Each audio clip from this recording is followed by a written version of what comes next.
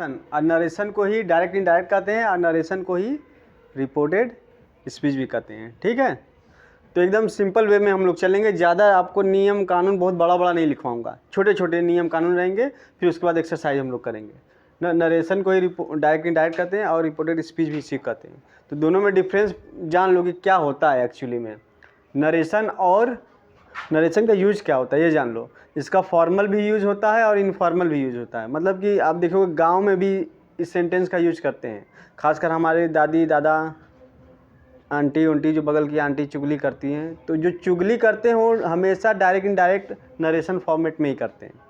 क्यों? क्योंकि वो जैसे आंटी रहेंगी, कभी बाई चांस देख लेंगी लड़का को बाहर खेलते हुए इधर उधर घूमते फिरते हुए, तो जाके आराम से शिकायत करेंगी कि हम देखे थे आपका लड़का बाहर सिगरेट पी रहा था ना। तो वो बोलेंगी, फिर मम्मी आपसे पूछेंगी तो क्या कहेंगी? Mother says to me, mother ने मुझसे कहा यू आर डूइंग स्मोकिंग या यू आर स्मोकिंग ना। तो ऐसे सेंटेंस आप देखोगे कि 3 लोग का बात ऐसे होगा और ये यूज होता है। लेकिन आपको फॉर्मल जब यूज करना है, जैसे राइटर कोई बात बोल रहा है ना, तो वहाँ पर आपको यूज करना है क्या कि writer poet says that Lencho is a poor farmer. ठीक, प्रेजेंट इंडेफिनिट में। तो पहला कॉन्सेप्ट ये है कि जब आपका इधर के पार्ट को क्या कहते हैं? रिपोर्टिंग वर्ब क्या कहते हैं? हाँ, ऐसे रिपोर्टेड स्पीच। ठीक है, तो ये बहुत ज़्यादा जानने की ज़रूरत नहीं है, लेकिन जानते रहो। तो ये हो गया रिपोर्टिंग वर्ब, ये रिपोर्टेड स्पीच। तो देखो, यदि आपका ये कॉमा डबल इन्वर्टेड कॉमा के पहले वाला सेंटेंस किस में हो? प्रेजेंट इंडेफिनिट में हो। तो प्रेजेंट इंडेफिनिट में क्या होता है? सब्जेक्ट रहेगा, फिर वर्ब में एस रहेगा, फिर ऑब्जेक्ट रहेगा। जैसे ये नीचे सब्जेक्ट है, वर्ब में एस लगा है, फिर ऑब्जेक्ट है। तो प्रेजेंट इंडेफिनिट में है, यही पहचानने का तरीका है। यहाँ सेड रहेगा, सेज के यहाँ सेड रहेगा तो पास्ट में हो जाएगा। तो जैसे प्रेजेंट इंडेफिनिट में हो तो आपको कुछ नहीं करना है, कॉमा डबल इन्वर्टेड कॉमा। ठीक है, जैसे ये कॉमा है और डबल इन्वर्टेड कॉमा है, इसके जगह आपको दैट लगा देना है।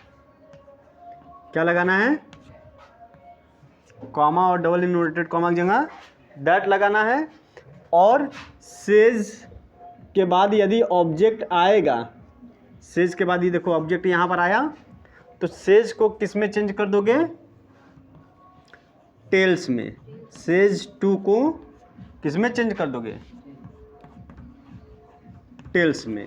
यदि आएगा तो, नहीं आएगा तो सेज का सेज ही रहेगा। समझ में आया?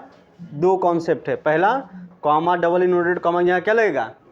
दैट, और सेज टू की जगह टेल्स। ये फर्स्ट टाइप है। अब मैं करके दिखा रहा हूँ, अब बताइएगा आपको आया कि नहीं आया ना। देखो, ही का ही रहेगा, इसके बाद ऑब्जेक्ट नहीं आया तो सेज का सेज। ठीक, कॉमा डबल इन्वर्टेड कॉमा क्या लगेगा? दैट। ठीक है, इधर कोई चेंज नहीं होगा, टेंस वेंस कुछ नहीं चेंज होगा। जैसे ही आगे पढ़ेंगे तब बताएंगे कि कौन कब चेंज होता है। दे का ये थर्ड पर्सन है, ये भी नहीं चेंज होगा। दे का दे होगा, आर रीडिंग अ बुक। समझ में आया सबको? समझ में आया है? हाँ, अब उसके बाद ये वाला भी देख लीजिए।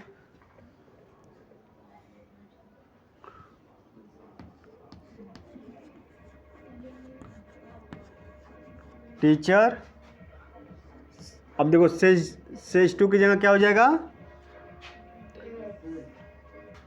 टेल।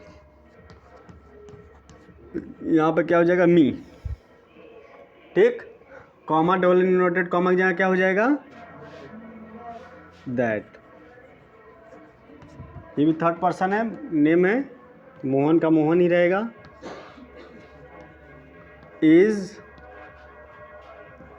A good boy. ठीक है, समझ में आया? तो ये पहला स्टेप था, समझ में आया? ठीक है, पहला स्टेप था। उसके बाद हम लोग स्टेप बाय स्टेप, थोड़ा हार्ड आएगा करते जाएंगे। पहले सरल, फिर धीरे धीरे धीरे धीरे करके हार्ड। पहले इस पर एक्सरसाइज करेंगे, फिर उसके बाद आगे बढ़ेंगे। समझ में आ गया? बस।